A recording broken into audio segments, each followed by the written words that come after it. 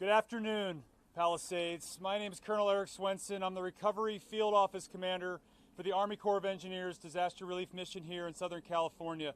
It's an honor to be here today with our team and the folks behind me and our great contractors who are here to start Phase 2 of the Private Property Debris Removal Program. This is a wonderful opportunity to help this community remove the fire hazards and debris from the properties and to improve the public health and safety of this community. I'm honored to be here. What you're going to see later today is us going on these properties, conducting a quick assessment, and then going on and removing fire ash and debris, foundations as requested or required by the landowner, any hazard trees, and getting all of that safely onto a truck from an uncontrolled environment to a controlled environment and to appropriate facility as either a green waste facility, a landfill that's been permitted by Cal Recycle, our great state partners, and in conjunction with the county. It's an honor for me to be here. I'll be followed by Director Ward. Good afternoon, everyone. I'm Nancy Ward. I'm the Director of the Governor's Office of Emergency Services, and this is an amazing day. To think that we are here just a few weeks after these fires were contained, with the completion of the household hazardous materials efforts for Phase 1, and now to be able to begin to Phase 2, it's an amazing day for all of us. I'd like to thank the U.S. EPA for the work that they've completed, and also our partners with not only FEMA, the Corps of Engineers, our county partners, Mayor Bass, and certainly the leadership of Governor Newsom. We would not be here today if we weren't partnered in everything we have been doing up until now. We thought about this day, thought about hearing that it might be months in the making, and the fact that we are here in just a matter of weeks, again, is a testament to all of the work that has been done in the partnerships that we have had at the federal, state, and local level. And that means the community as well. To get their rights of entry is an extremely important part of this process. So thank you for coming. You'll hear from many of our partners today, but I want to give a shout out to the Corps of Engineers who is here to kick us off on Phase 2 from this Palisades fire. Thank you, and I will be followed. It's an honor to be able to introduce to you today the Acting Administrator for FEMA from Washington, D.C., Cameron Hamilton. Well, good afternoon, everyone. Thank you so much for having me. Thank you for your hospitality. I originally grew up in Northern California, so I understand what these fires can do to communities here. My own personal family and friends have lost homes in the fires of 2017 in Northern California. So seeing the devastation here is quite catastrophic. It's quite remarkable, though, to see the unity that can be brought from scenarios like this and seeing the community come together. I also want to extend my sincere gratitude to the first responders, our local law enforcement, our firefighters, and all the rescuers and responders that came together to piece this community together. I want to give a major shout out to the Corps of Engineers and their work to remove debris. I also want to thank all the local officials that have played significant roles, Madam Mayor, many others, Madam Supervisor, and all the different Cal EMS, many others, Cal OEM, and many others that have really provided yeoman's work in providing this effort and support to this community. We at FEMA are committed to ensuring that every survivor here knows that they have our full commitment, you have our focus, and you will not be forgotten. President Trump's laid out a very aggressive agenda to ensure that all the resources necessary to allow this community to recover quickly and effectively can be achieved. And I'm here to deliver that message on behalf of the White House and on behalf of the Secretary of DHS. So again, a major shout out to the Corps of Engineers in this terrific milestone. It is truly moments like this where we see this federal, interagency, state, and local partnerships come together, provide that framework for what community truly represents. So thank you all. It's an honor to be here. I'd like to turn it over to the Corps of Engineers, General Kelly. Major General Jason Kelly. I am the Deputy Commanding General for Civil and Emergency Operations for the Army Corps of Engineers. Normally, thinking about our nation's inland marine transportation system, our coastal waterways, how we protect, restore, and manage aquatic ecosystems. For the last several weeks, I've had a persistent stare on how we would sustain the sense of urgency, the buzz that you feel here, the ask of our president, the ask of the governor of California, the ask of the mayor of Los Angeles to make sure that we spare nothing to expedite the very necessary recovery, the removal of debris, so that we can start to rebuild. I am an ambassador of 40,000 men and women, many in uniform, more Army civilian professionals that are dedicated, bringing all of their skills, all of their expertise, all of their experience, recent experience from the Maui wildfire, to make sure that we maintain our bias for action, to make sure that we do everything we can do to go fast. We're sparing absolutely nothing, and today is a very important day as we kick off private property debris removal. I've witnessed resilience. I've been inspired by those that I've seen and been able to interact with, and I am honored to be a part of this team, this collaboration that you've seen take place to get us to this day, to be a part of that. And I'm excited about getting started today and kicking this off. I'll be followed by Supervisor Horvath. Thank you. Good afternoon. It's exciting to be at this milestone so quickly on our journey of recovery. I am grateful to be beginning phase 2 here in the Palisades, which has been so significantly impacted by these fires. To move quickly, to move efficiently, to move safely has been our key. And this is the quickest debris removal process in state history. Thanks to the governmental alignment you've heard about from leadership in our governor's office and in our state, the partnership of all of our federal partners. We thank US EPA and Army Corps of Engineers who have been relentless in their commitment to making sure that we are cleaning up our neighborhoods and that we are making them safe for people to come back home. We have been effective in pushing our ROE forms, and we need more of those forms to be completed. But as of today, we have more than 8,000 forms which have been turned in, and about 99% of them have opted into the Army Corps process, which means we can move swiftly in a coordinated fashion, thanks to the partnership of all of our residents who have opted into this process. For the 1%, those 131 individuals who have opted out, the county stands ready to issue permits through EPIC LA, pending our incorporated cities' execution of the appropriate MOUs. So we are moving full speed ahead with phase 2. You can find out more information at recovery.lacounty.gov. Make sure you turn in those forms by March 31st so we can opt you into this program, keep this progress going, and make sure that we are creating neighborhoods that we can rebuild safely, with speed, and welcome you home as you so deserve. It's now my pleasure to welcome the Mayor of Los Angeles, Karen Bass. Good afternoon, everyone. To the people of the Palisades, we want you to know that we stand with you. We grieve with you, we stand with you, and we're going to be there with you until everybody is able to return home.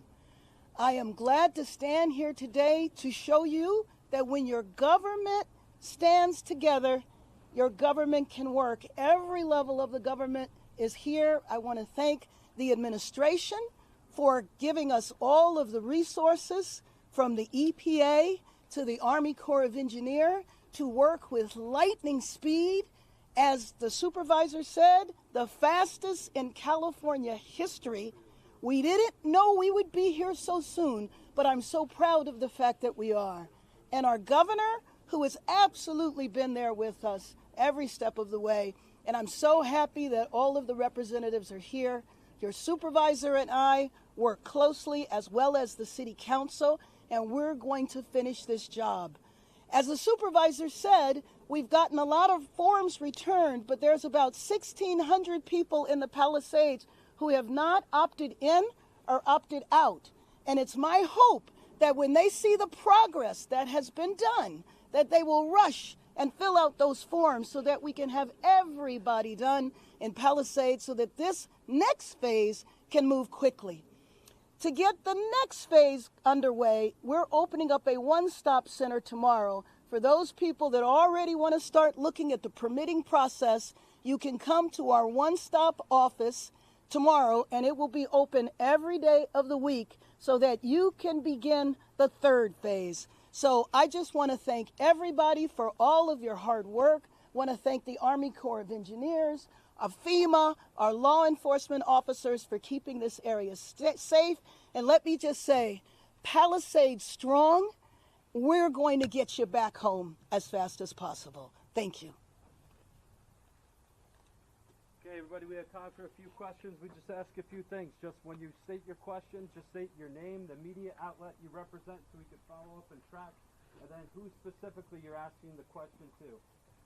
Got it? Yeah. Okay. Start off first, please. Hi, I'm Stephanie Elam with CNN, and General Kelly, I'll direct this to you. Why is it, everyone, all of you keep nodding your heads that this is the fastest warp speed that we've ever seen. And for those of us who go into fire lines all the time, it is impressive how quickly this is moving. What exactly is it that is making this move so quickly? What are the lessons that are being learned that could be then taken on to fires that happen after that? Thank you for that question. I think it's the collaboration that you're seeing out the gate. And the standard timelines, those were presented. And I think it's the coalescing of what's possible, thinking about why not. Do we have to do it that way? Staying safe in the foremost, safety in the foremost, absolutely. We've not done anything or taken any shortcuts there. But the amassing of resources, and before I departed D.C., I attended so many meetings where senior leaders were asking, what if you had this, could you go faster? Is this obstacle, if we remove that? And for my time, I've never seen that before. And I think the lessons we're learning is if we start asking those questions, we're able to go fast. And I think it's a collaboration. And we're also applying many lessons, as I spoke earlier, from the Maui wildfire. Certainly within our organization, we're acting on what we've learned in Hawaii and seeing that. And I certainly will share my gratitude for partners from FEMA, certainly leadership from Mr. Hamilton, Mr. Fenton, that we've seen. It's a collaboration. Question over here. Thank you. Joel Pollack from Breitbart News, also a resident of this neighborhood. This is for Mayor Bass. Can you tell us about Haggerty Consulting, what their role is in the recovery, why they were chosen, why it was done behind closed doors, and if you're not concerned about their record, given that some Haggerty consultants pleaded guilty to defrauding New York City in the Hurricane Sandy rebuilding? Haggerty is a world-renowned disaster recovery firm that has a long track record in the state of California. We wanted to collaborate, again, the collaboration that you see here, we want to keep that collaboration with the county, and so the county and the city are aligned with Haggerty, and they will do the overall project management, and we are confident in their ability to get the job done. They have a proven track record in the state of California. They have a proven track record with the county. We will be working hand in glove with our local government to make sure that we get the job done, and they are beginning in the next few days. Thank you. Question for Colonel Swenson. Pete Demetrio, KNX News Radio. Regarding the removal of the debris here, how far down are you going to have to go to call these lots clear to the point where a person can actually rebuild a home? Is that going to create a problem in as much as the amount of debris that's going to have to be taken to landfill? Yes, sir. Thank you for the question. So the way the program works under FEMA's authority is if the property owner opts in to have their foundation removed, and the general guidance is that is the smartest option unless there's under certain conditions why you might want to keep it. We were going to come in, we're going to take all of the soil, 6 inches of soil around the ash footprint. That's where the property would have settled onto the ground and outside of the foundation. then we will go in and just take the foundation out. That minimizes the amount of material we remove from the property. That minimizes the amount of material that a homeowner may later have to come in to place down. Now, when we're done, let me be clear, these are not going to be perfectly graded lots. We are going to remove the foundation, but there's going to be some, disturbance to the ground based on the footers that were in the ground ahead of time. But that is something that when the homeowner goes to pull a permit and find a contractor to rebuild, that contractor will come out, level the lot, put new footers in, pour a new foundation, and literally like the Greek mythology, right? The phoenix will rise from the ashes. A new home will be built on that lot. Question for FEMA. Alex stating front page index. Fire officials say there have been more than 1,000 lithium-ion batteries identified for hazardous waste in both fires. Are there any plans going forward to make any lithium-ion battery removable lithium-ion battery as part of an evacuation plan? Sorry for that. Are you planning on moving lithium-ion batteries in future fires? They seem to be posing a threat to homes while they burn. They can't be put out with water or salt water extinguishers. They seem to be an accelerant in these fires. Should they have been part of the evacuation program? That's a really great question. So after this event has unfolded, we're going to be conducting a lot of after-ash reports, different things that can go faster, different mitigation factors. As you know, FEMA has a very strong and robust mitigation grant program. So this will be a component that we'll look at what other mitigating circumstances could be implemented. I don't have an answer for you on that right now. Again, I've got my regional administrator, Bob, who's here, more than willing to talk about that a little bit more in depth at a later date. But we're going to be looking at the totality of the circumstance of the incident and every single thing that can be done from a mitigation perspective to improve the overall outcome of those that experience this terrible catastrophe. Should there be an electric vehicle mandate in high fire-prone zones? I'm not at leisure to comment on that this time. Laura Nelson with the LA Times. This question is about the rights of entry forms, so maybe Supervisor Horvath. You mentioned that there were about 8,000 that have been signed so far, but 1,600 people in the Palisades have not. Can you speak to what might be holding those people back from getting those forms completed? I know that some folks are considering what benefits their insurance companies provide. I've heard that some insurance carriers are strongly suggesting, if not requiring, that they opt into private contractors that the insurance company is directing. And so we're trying, obviously, to move people with the public process because we're able to scale when we have more numbers. So there are a variety of considerations that people are making, but I know in us communicating with property owners directly, as well as with community members speaking with each other, that's really helped us to get to the critical mass that we've achieved, and we want to keep that progress moving. Thank you. And then that 8,000 number, that's for both Eaton and Palisades, right? Yes. Sarah Welch, KCLA. This is for Inferno. What, if anything, will the possible rain have on the start of phase 2?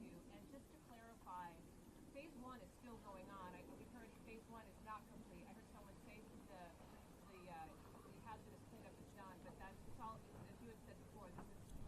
Yep. So we basically are right behind the EPA. When they finish a lot for phase 1 and we have a right of entry, we are on that same lot with our crews trying to get work done. So there's very little space between the EPA's operation and ours, which is what you see here today. In regards to the environmental impacts of rain and rain on a fire event, from the Corps' perspective, there are an awful lot of best management practices that are out here right now that you see around you. These are sock wattles, the mulch-filled containers that help hold the water back. Some of those were put in by the California Conservation Corps or the state or the county.